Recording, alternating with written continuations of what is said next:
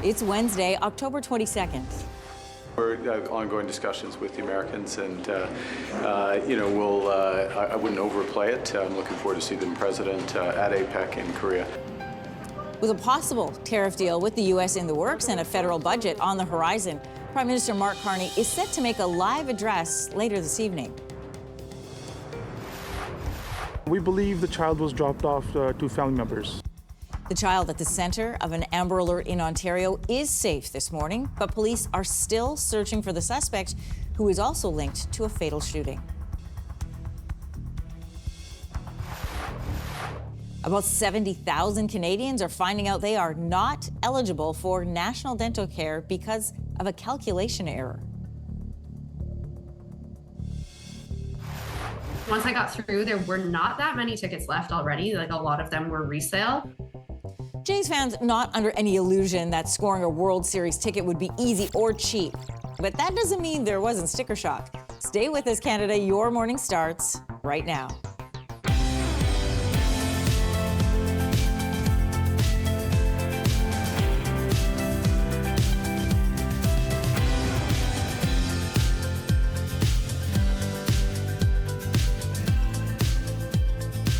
Looking at Connor, who's working our Steadicam this morning, he's got a World Series Jays hat on. I think that's about the closest I'm going to get to the World Series.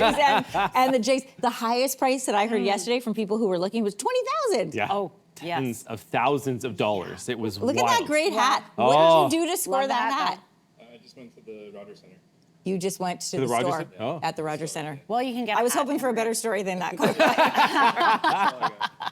Love that. It looks really good. Yeah, I did try. I did wait. Did you get in for a little bit? No, gosh, I don't have that much time. I had not enough time to sit in one place, and so I was sort of on the move, and then it just the site kept not being that fast. Brad McDonald, one of our producers, and Carmen, you guys were both trying to get on. What were you like?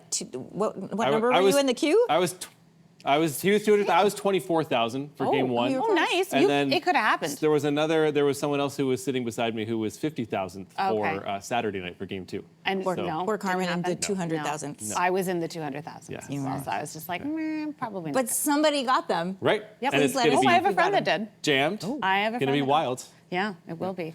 Let's touch on that in a sec, but let's have another look at your headlines here this morning. In a rare move, Prime Minister Mark Carney will make a live address in prime time tonight on Canada's plan to build a stronger economy. You know, one of our core elements of our strategy is diversifying trade. That's why we're going to Asia.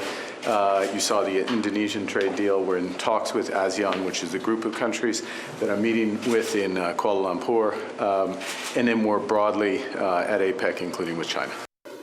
Carney confirms there is a possibility for a new sectoral tariff deal with the United States by the end of the month, but is cautioning against being overly optimistic. Carney and his cabinet have been in ongoing discussions with U.S. President Donald Trump and his administration for months. Carney also signaling that it is highly unlikely any country will come away from the talks with the United States with an entirely tariff-free deal. Instead, Canada's hoping to secure deals on specific sectors, including steel, aluminum, copper, autos, and lumber. Carney will speak at 7:30 Eastern this evening. And the federal Liberals say they are starting to worry that they won't be able to pass their budget.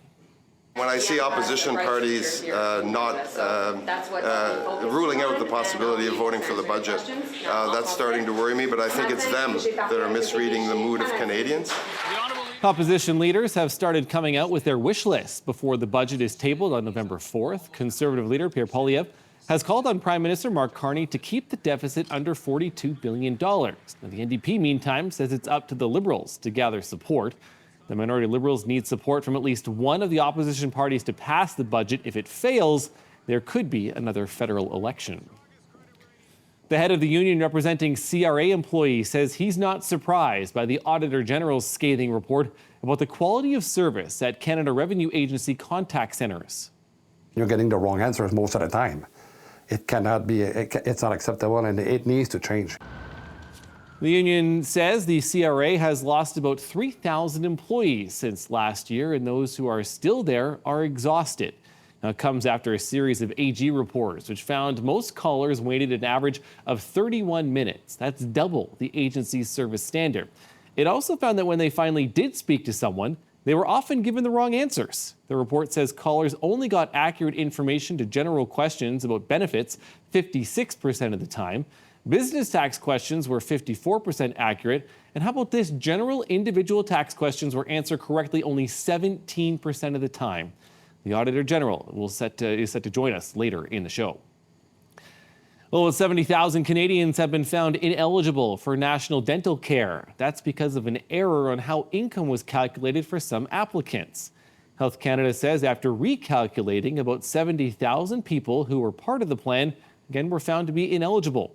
At least 28,000 of them have already received care. Now, they won't have to repay coverage that they received under the plan before October 24th. Notices have started to go out for the people affected. A 1-year-old girl who was the subject of an Amber Alert in Ontario has been found safe, but her father is still at large. He is considered armed and dangerous, so we urge the public not to approach him, and if seen, please call 911 immediately. Police say the incident started in the parking lot of a Brampton strip mall where the suspect, 38-year-old Anthony DeShepper, is accused of fatally shooting a woman. He then fled the scene with his 1-year-old daughter in the back seat, sparking the Amber Alert. The child is safe. Police believe she was dropped off to family members. DeShepper is described as being 5'9", weighing 180 pounds with brown hair.